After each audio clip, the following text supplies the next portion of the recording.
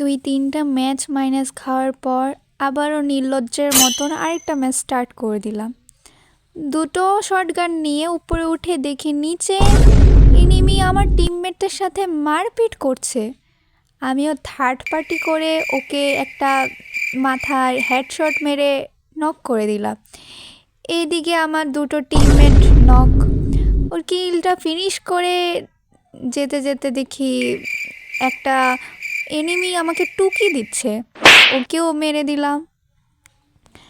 Second রাউন্ডে আমি আর আমার একটা টিমমেটকে সাথে নিয়ে উঠলাম এখানে, বাট ওই জায়গাটার নাম আমি জানি না কি বলো এটা।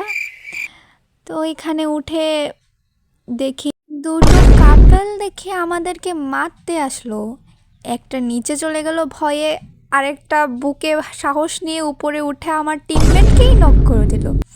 আমিও ওকে মেরে হাড্ডি গুঁড়ো করে নিচে আমার টিমমেটকে রিভাইভ দেওয়ার জন্য গেলাম। বাট এই কি, ওকে আবার কে মারলো ভাই?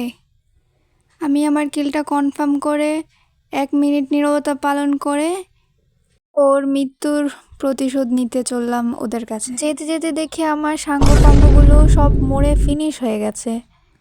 এইদিকে দেখি এক কাকু দৌড়ে আসছে ওর টিমমেটকে মারার প্রতিশোধ নেওয়ার জন্য। আমিও ওকে মেরে আমার টিমমেটকে মারার শোধ করে নিলাম। আরেকদিকে দেখি একটা খোকা আমাকে কুকি মারছে। এই কি ভাই, আমার কিল চুরি করে নিল ভাই। এইদিকে আমার গুণধর টিমমেট এনিমির সামনে মুজরা করতে গিয়ে মরে গেল। ওর আত্মার শান্তি কামনার জন্য 1 মিনিট নীরবতা পালন করে নিচে এসে দেখি উপর থেকে পাপাকা পড়া লাফ দিয়ে নামার পর আমার হাতে মরে গেল। 3 নম্বর রাউন্ডে এই ম্যাপটা আসার পর আমি একটাও কিল করতে পারছি না, মানে আগে যা পারতাম এখন তো তাও পারছি না। এদিকে এসে দেখি আমার এক গুণধর টিমমেট কাকে ভালোবাসার জালে ফেলে মেরে দিল। আবার উপরে দেখি আরেক টিমমেট নক হয়ে গেল, মেরে দিল। আমিও ওর আত্মার শান্তি কামনার জন্য 1 মিনিট নীরবতা পালন করে নিলাম।